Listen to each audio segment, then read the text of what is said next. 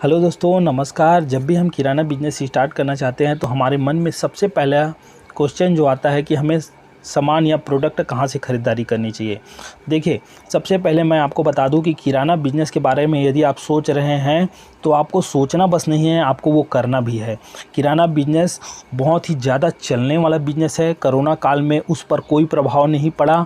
ये 365 दिन एक बराबर आपकी सेल बिक्री होने वाला बिज़नेस है। वहीं पर आप यदि कोई दूसरा बिज़नेस करते हैं तो वो बहुत ही ज़्यादा ऊपर नीचे होते रहता है। जैसे कपड़ा व्यापार किए तो फेस्टिवल सीज़न में कपड़ा बिज़नेस अच्छा चलता है, बाकी सीज़न में नहीं चलता है। तो इसी तरह से बहुत सारे ऐसे व्यापार हैं जिनमें ऊपर नीचे होते रहता है।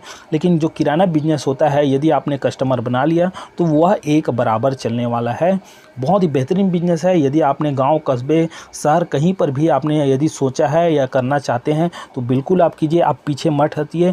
और यदि आप किराना बिजनेस के बारे में A to Z जानकारी आप जानना चाहते हैं, यदि आप न्यू किराना दुकान है और यदि आपको कुछ नॉलेज नहीं है तो आप बिल्कुल सही जगह पे आएँ। आप हमारे चैनल को सब्सक्राइब कर लीजिए और हम किराना से रिलेटेड बहुत सारे वीडियो अपने चैनल में डाले हुए हैं, वो आप देखिए और आपको सारी नॉलेज हमारे मिले हुए। तो चलिए टॉपिक पे आते हैं। तो हम बता रहे थे कि किराना बिजनेस के लिए आपको सामान खरीदारी कहाँ से करनी है।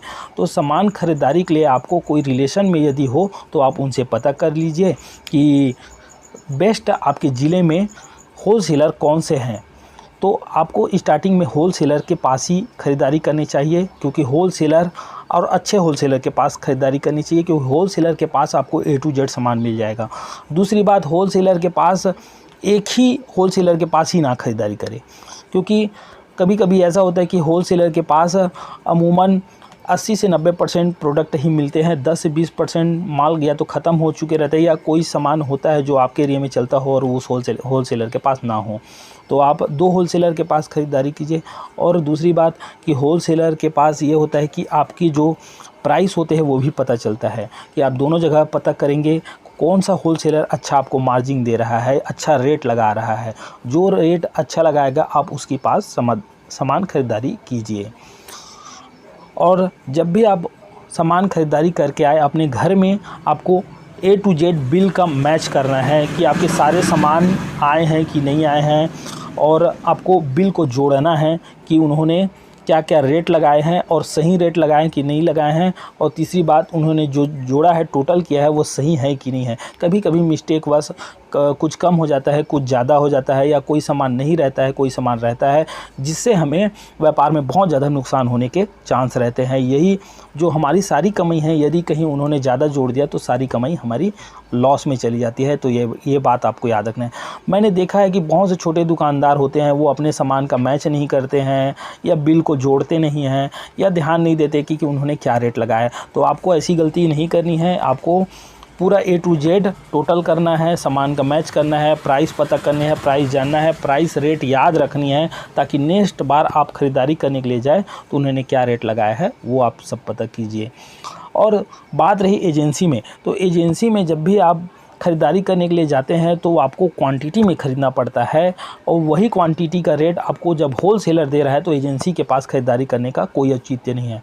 एजेंसी में तभी आप माल ख़रीद सकते हैं जब बहुत ज़्यादा क्वांटिटी में ख़रीदना हो, जैसे 10 पेटी, 12 पेटी, 15 पेटी ख़रीदना हो, तो हो सकता है कुछ एजेंसी वाला आपको कुछ डिस्काउंट दे दे।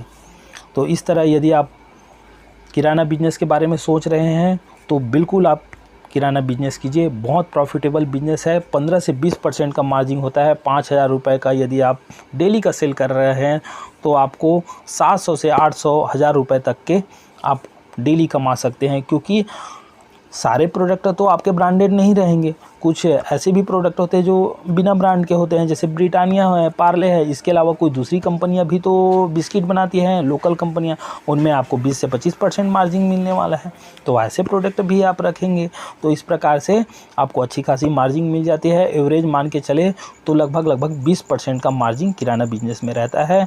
बहुत से लोग बोलते हैं कि 10%, 7% रहता है। जी सही बोलते हैं, 10%, 7%, बट वो ब्रांडेड में रहता है ना भाई।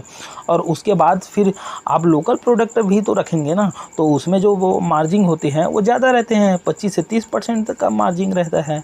तो इस प्रकार से दोनों को मैच करने के बाद आपका एवरेज जो होता है 18 से 20% का जो है बनता है। हमारी जानकारी यदि अच्छी लगी तो हमारे चैनल को लाइक एंड सब्सक्राइब कीजिए। धन्यवाद।